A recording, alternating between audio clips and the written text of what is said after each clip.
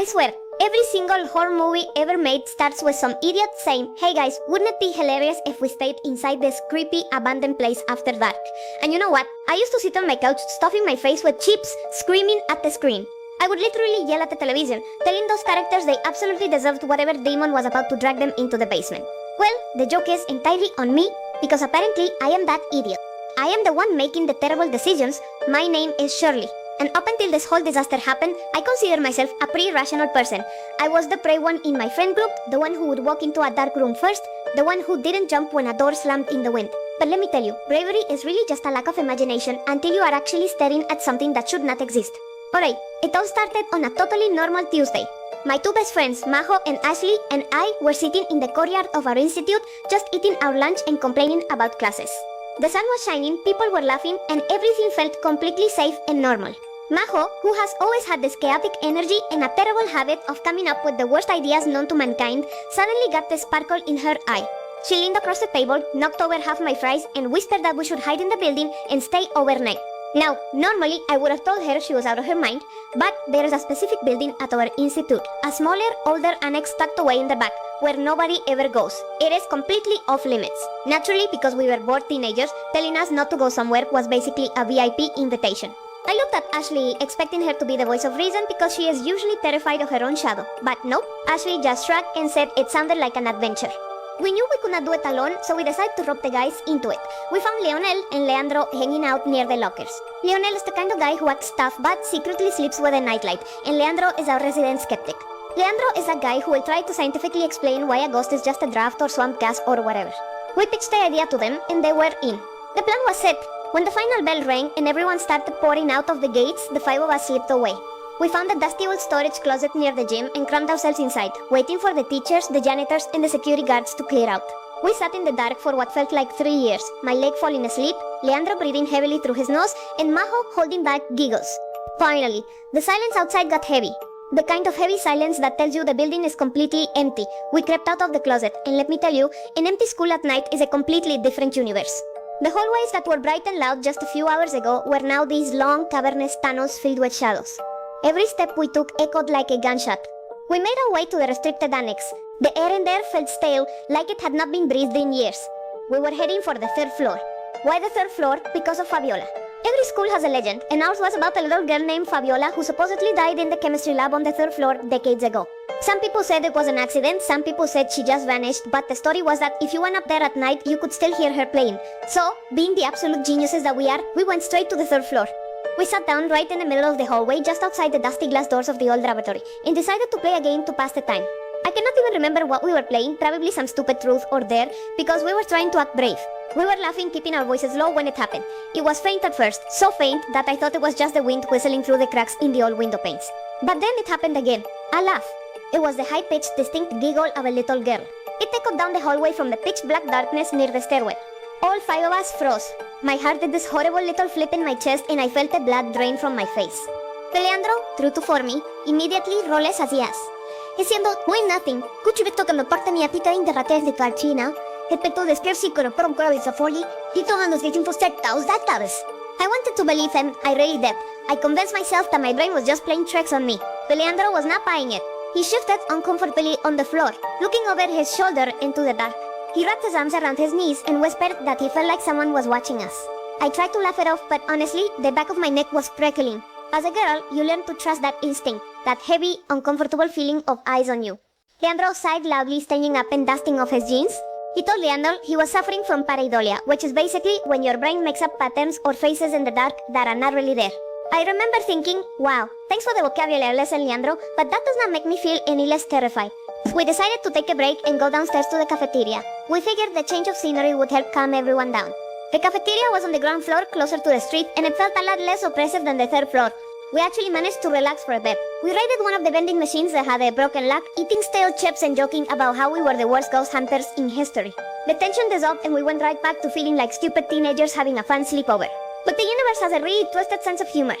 We were standing in the hallway near the cafeteria doors, finishing our snacks when Leonel froze again. His face went completely pale like ash. He dropped his bag of chips on the floor, and the crinkling sound echoed loudly. He looked at us, his eyes wide with absolute panic, and whispered, "Guys, there is someone watching us right now. I am not joking." She threw her hands up and told him to stop it, repeating Leandro's stupid words, saying it was just pareidolia and he needed to chill out. Before Leonel could defend himself, a loud, sharp sound cut through the air. Knock, knock, knock, knock. Se encuentra con una chaqueta mayor. It came from a heavy wooden door just a few feet away from us. We all stopped breathing. Nobody moved. We just stared at the door. Slowly, the handle turned. The door creaked open, just a few inches, and a figure stepped out into the dim light of the hallway. It was a girl. She was small, wearing the old-style uniform of our institute, the kind they stopped making 20 years ago. Her head was tilted downward, her dark hair falling over her face. Ashley was the first one to truly process what we were looking at. She saw the silhouette perfectly backlit by the moonlight coming through the window. Ashley let out a scream that I swear shattered my eardrums. It was a guttural, terrifying sound. The moment Ashley screamed, the girl slowly lifted her head. I saw her face. It was completely pale, her eyes hollow and empty. We saw her clearly. All of us. It was not a trick of the light. It was not pareidolia. There was a dead girl standing in the hallway with us. Total chaos eroputti. We don't think, we should run. We scrambled up the stairs, tripping over each other, pushing and shoving in pure survival mode. We ran blindly until we reached the second floor and threw ourselves into the first unlocked door we could find, which happened to be the physics classroom. We slammed the door shut, locking it and pressing our backs against the wood, panting, crying, completely hysterical. It took us a solid minute to catch our breath and look around at each other in the dark. Majo was hyperventilating, Ashley was sobbing into her hands, and Leandro was staring at the wall like his entire reality had just broken. And then I realized something was very, very wrong. I counted the heads in the dark. 1, 2, 3, 4. Leandro was not with us. My stomach dropped to the floor. I whispered his name, but my voice broke. Where did he go? Did he run a different way? Did he freeze downstairs? The guilt and panic washed over me so intensely I thought I was going to throw up. We were just about to argue about who was going to go back out there to look for him when we heard footsteps walking down the hallway. Heavy, slow footsteps approaching the physics room. They stopped right outside our door. We held our breath. Then a familiar voice spoke through the wood. Hey girls, open up. It is me. I am here. It was Leandro's voice. We all let out a massive sigh of relief. Thank God he had just fallen behind. Majo reached out, unlocked the door, and pulled it open, ready to yell at him for scaring us. Leonel stood in the doorway. He looked completely fine. He smiled at us, looking a little confused by our panic. He walked into the classroom, casually looking around. Patondokella con isjaka dirsiente anmeda des no tomara letondoke temucheno ke lukana related. Torimera completely cold. When we were hiding in the closet earlier, when we were eating chips in the cafeteria, when we were running up the stairs, Leonel was wearing a red hoodie and black jeans. I took a step back, bumping into the teacher's desk. My voice was shaking uncontrollably as I looked at him. Leo, I stuttered, how did you change your clothes so fast? That thing was just behind us. Leonel tilted his head, looking at me like I was speaking a foreign language. His expression was completely blank, almost too relaxed for the situation. What are you talking about? He asked, his voice smooth and calm. I told you guys this morning I was going home after school. I just got here. Leandro pushed past me, his face turning red with confusion and anger. What do you mean you just got here? He yelled. You have been with us this entire time? You were just downstairs eating chips. You were giving us your opinions on the ghost. Leonel just stared at Leandro, his eyes dark and empty. Dude, what the hell are you talking about? He said slowly, emphasizing every single word. I have not been with you at all tonight. We had let him into the room. We had literally opened the door and let him inside, and as he stood there smiling at us with a face that was Leonel's but eyes that definitely were not, a horrifying realization hit me like a freight train. If this Leonel was telling the truth and he just arrived, then who or what had we been hanging out with for the past 4 hours? I am not going to lie, my brain completely stopped working. You know that feeling when your computer freezes and you just stare at the little spinning wheel on the screen? That was my brain. I was looking at this person who looked exactly like our friend, who sounded exactly like our friend, but who was wearing completely different clothes and claiming he had never been with us. The silence in the physics room was so thick you could have cut it with a knife. I remember hearing the ticking of the clock on the wall, and every single tick sounded like a hammer hitting an anvil inside my skull. Leandro and I slowly backed away from him. Majo and Ashley were frozen by the whiteboard, their eyes wide with sheer terror. The fake Leonel just stood there, completely relaxed, shifting his weight from one leg to the other. He had a small, almost polite smile on his face, but it did not reach his eyes. His eyes were like 2 deep black holes, completely devoid of anything human. Then things went from being a completely terrible nightmare to absolute mind-shattering chaos. Out in the hallway, through the small rectangular window of the classroom door, movement caught my eye.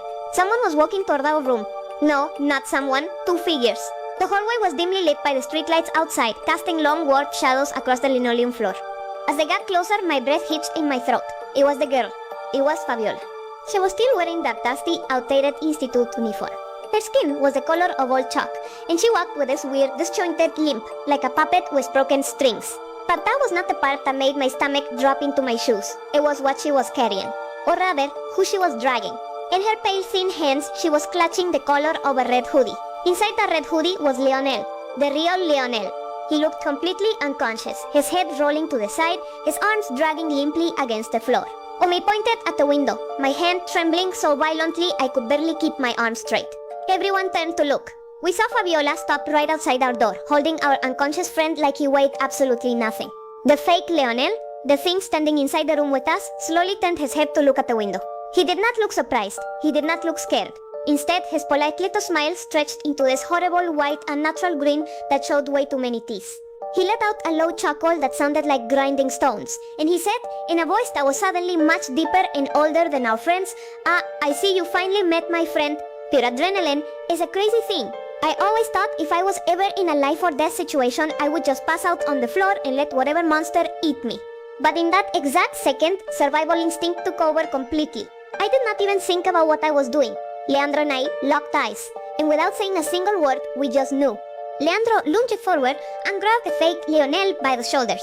I grabbed his arms. He felt cold, so incredibly cold, like grabbing a block of solid ice left in a freezer for a decade. We shoved them toward the door with every single ounce of strength we had in our bodies. At the exact same time, Majo and Ashley ripped the door open. Fabiola stood right there on the threshold, staring at us with those hollow, empty eyes. Majo reached out, grabbed the real Lionel by his red hoodie, and yanked him inside with the strength of a professional wrestler. Ashley grabbed his other arm, pulling his heavy, unconscious body into the classroom. As soon as the real Lionel was clear, Leandro and I gave the fake Lionel one final, massive push out into the hallway, right into Fabiola, and we slammed that heavy wooden door shut. By Masun Stern Pubiendera o no Vimado. The door was locked. For one split second, there was silence. We all fell to the floor, panting, staring at the door. I looked down at the real Lionel, who was breathing steadily but totally knocked out. I slapped his cheek gently, trying to wake him up, but he was completely out of it. Then, the pounding started. It was not a normal knock, it was a violent, deafening crash against the heavy wood of the door. Bang! Bang! Bang! It sounded like they were using sledgehammers instead of hands. The entire door frame rattled and dust fell from the ceiling. Those two entities, Fabiola and whatever that fake Lionel was, were trying to break in, and they were not going to stop. The wood started to splinter near the hinges. "The little who are going to die in here," Ashley screamed, pulling her hair and backing away until she hit the teacher's desk. "We are literally going to die in the physics lab." I looked around frantically. The classroom was on the second floor. The drop to the concrete courtyard below was way too high to just jump. We would break our legs or worse. The pounding on the door grew louder, more frantic. I could hear them scratching at the wood. A horrible, high-pitched, squealing sound like nails on a chalkboard multiplied by 100. Potestar de cordiambra protedit arcitanis, throwing textbooks, protractors, and safety goggles onto the floor. "Guys," she yelled over the noise. "Look, the physical education teacher stores his equipment in here." She pulled out a massive tangle of thick, heavy-duty jump ropes. They were those long, braided nylon ropes used for double dutch and fitness tests. It was literally a miracle. Without needing to be told, we all dove for the ropes. My hands were sweating. My heart was beating so fast I felt dizzy, but we grabbed rope after rope, tying them together in thick, messy knots. I used every knot I had ever learned in my entire life, pulling them as tight as humanly possible. We tied one end to the heavy iron leg of the massive physics demonstration table that was bolted to the floor. We threw the other end out the open window. It tangled down, reaching just a few feet above the concrete of the courtyard. A pale, freezing hand shot through the gap, blindly grabbing at the air. "Get out!" Leandro screamed at the top of his lungs. "Get out fast!" Majo did not hesitate. She climbed up onto the windowsill, grabbed the makeshift rope, and slid down into the darkness. It took her only a few seconds before she hit the ground and yelled up to us that she was safe. Ashley went next, sobbing the entire way down, her shoes slipping against the brick wall of the building, until she finally landed next to Majo. It was my turn. I looked back at Leandro. He was struggling with the real Lionel, wrapping one of the jump ropes securely around Lionel's chest and under his arms. Leo was still completely out cold, a dead weight. "Shirley, go." Leandro yelled, his face dripping with sweat, pulling the knot tight. "I am going to lower him down. Just get to the bottom and catch him." I climbed out the window. The night air hit my face, and the rough nylon rope burned the palms of my hands as I descended. The second floor suddenly felt a lot higher from the outside, but terror is a great motivator. I slid down, my sneakers hitting the concrete hard. My knees buckled, but Majo and Ashley caught me. We looked up. Leandro was standing in the window, using all of his body weight to lower the unconscious Lionel down to us. We reached up, grabbing our friend by the legs and guiding him safely to the ground. As soon as Lionel was down, another sickening crack echoed from the classroom above. The door had completely given way. We saw Leandro look back into the room, his eyes going wide with pure horror at whatever was stepping inside. He threw himself out the window, sliding down the rope so fast I am pretty sure he left all the skin of his palms behind. He crashed into us on the ground, rolling onto the concrete. "Run!" he gasped, pulling himself up. We picked up Leonel, dragging him between us, and we ran. We ran faster than I have ever run in my entire life. We did not look back at the windows. We did not stop to catch our breath. We ran blindly through the campus, past the courtyard, past the gates, until we burst out onto the main street, practically collapsing under the bright artificial glow of the streetlights. We were standing on the sidewalk, gasping for air, shaking uncontrollably, when a car turned the corner. The headlights blinded us for a second. The car slowed down and pulled over. By some absolute miracle of the universe, it was a friend of my mother's coming home from a late shift.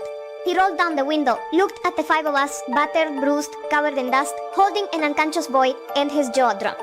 He did not even ask questions. He just unlocked the doors, and we piled into the back of his van. He drove each of us straight to our homes.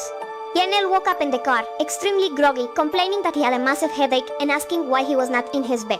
He had zero memory of anything that happened after we were in the cafeteria. The next morning, none of us went to school. We stayed home, texting each other, trying to process if we had collectively lost our minds, but later, that afternoon, rumors started flying around the group chats. Students were saying the institute was a complete disaster zone. The physics lab door was completely shattered into pieces, cabinets were ripped off the walls, and the jump ropes were hanging out the window. The school administration blamed it on vandals. They said a group of thugs must have broken in looking to steal computers. We never corrected them. We let them believe it was vandals because nobody was ever going to believe that a ghost girl and a shape-shifting entity tried to trap us in the science wing. Pues, that was the absolute last time any of us ever suggested staying overnight anywhere. I do not care if it is a school, a hospital, or a 5-star resort. When the sun goes down, I am locking my doors and staying under the covers. I tell you this whole story not just to warn you about doing stupid things with your friends. I am telling you this because I am genuinely terrified right now. You see, I thought it was over. I thought we left whatever that was behind in that abandoned annex of the institute. But this morning, just as the sun was coming up, I woke up in my own bed. My room was quiet, the house was completely still. I was just lying there staring at the ceiling, waiting for my alarm to go off. And then I heard it. Coming from the corner of my bedroom, right by my closet door. A faint, high-pitched, distinct giggle. It was not my cousins. It was not kids playing on the street outside. I know exactly what it was. And now I am just lying here, completely frozen, staring at the closet, hoping and praying that if I do not turn my head, she will not be standing there. Well, anyway, I hope you guys liked my story. If you ever hear a little girl laughing in the dark, do yourself a huge favor. Do not try to explain it away, just run.